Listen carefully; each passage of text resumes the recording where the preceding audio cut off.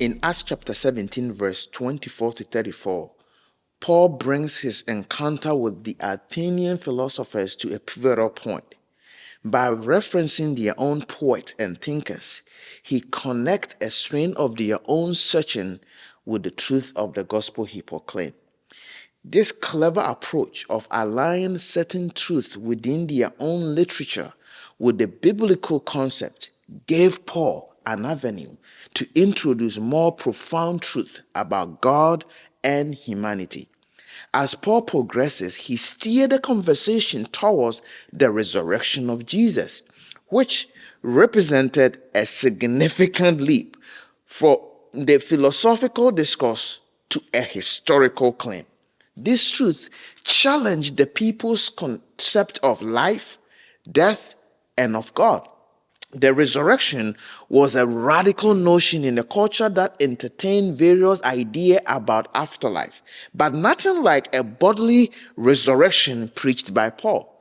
The people responded to Paul's message was mixed, as often is with the proclamation of the gospel. Some mocked the idea of the resurrection.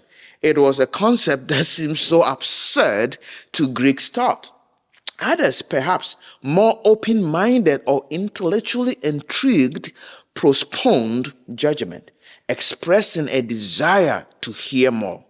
Among the listeners, some were persuaded and became followers of this new faith, thus planting the seeds of the church in Athens.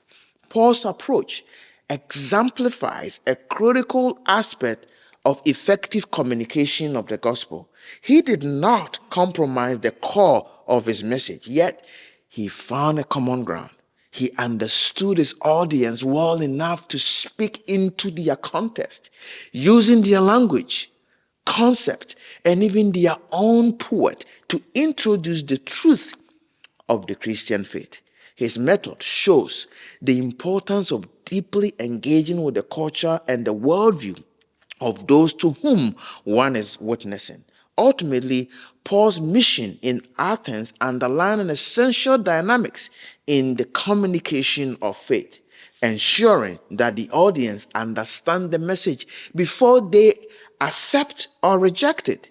The aim is not to secure immediate conversion at all costs, but to foster genuine comprehension, which in turn leads to an informed decision making.